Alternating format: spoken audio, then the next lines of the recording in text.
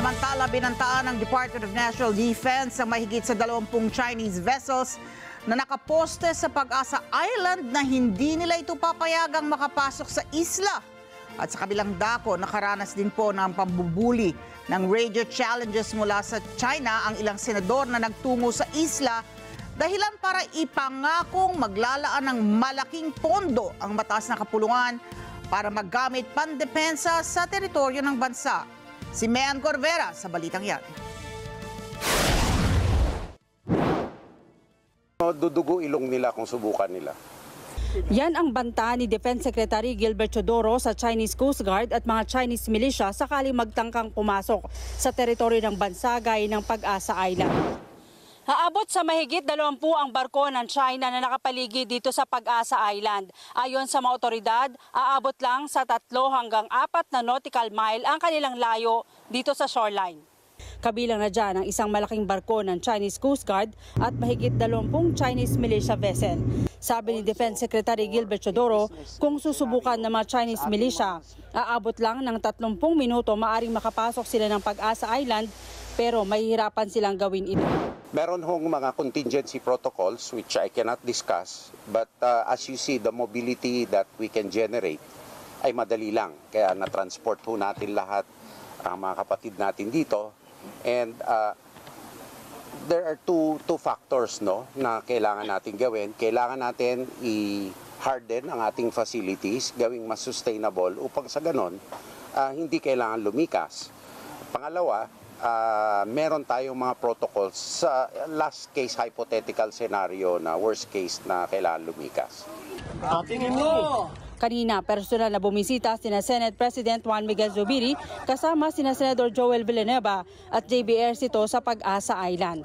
Pero bago tuluyang lumapag ang sinasakyang eroplano, nakatanggap sila ng radio challenge mula sa Chinese Coast Guard.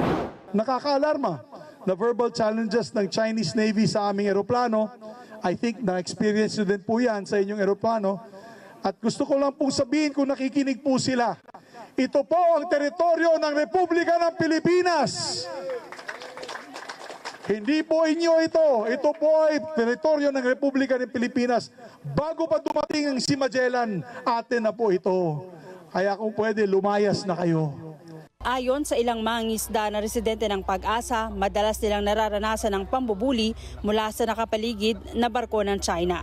Kabilang narito ang pagbusina ng malakas sa kanilang mga barko at water cannon kapag napapalapit sa lugar kung saan sila nakaangkla. Ayon sa mga senador, desidido silang pondohan ang lahat ng pasilidad ng sandatahang lakas para protektahan ang mga mangingisda at mga teritoryong inaangkin ng China. Bahagi rin ito ng investment sa seguridad ng bansa, kabilang na ang Pag-asa Island.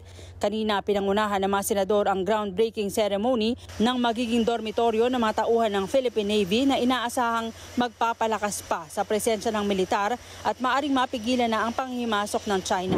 It pains me to see every night pag nagkaka-resupply mission po sila sa BRP Sierra Madre, binobombahan po ng water cannon ang ating mga kababayan, ating mga fisher folk, ating mga sundalo, Coast Guard. Talagang walang awa ang pagbobomba nila sa ating mga tropa. Pero nakikita nyo yung dedikasyon, ang pagmamahal po nila sa ating mahal na bayan, na maski na po napakadelikado ang dinadaanan nilang talagang I'd say hardship or talagang struggle para makabigay po ng resupply sa ating BRP Sierra Madre. Ang konstruksyon ng naturang infrastruktura kasama sa ipinaglabang 10.5 bilyon na pondo ng Senado sa ilalim ng 2024 national budget. Popondohan rin ng Senado ang nasa wishlist ng Armed Forces of the Philippines sa ilalim ng 2025 national budget. Nakatira sa lipat ng ating mga sundalo dito, mga hindi magaganda mga of course infrastructure, hindi pa kompleto. They're doing their best with whatever resources they have. Kaya nag-step up pong Senado, we're giving them this 20 million peso dormitory type barracks para sa ating mga sundalo.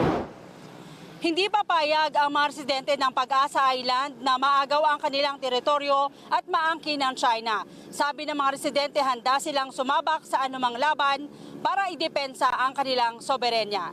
Mula sa Pag-asa Island, may Ann Corvera para sa Mata ng Agila, matatag, matapang, matapat. Maraming salamat sa inyo pong pagsubaybay sa Mata ng Agila Primetime.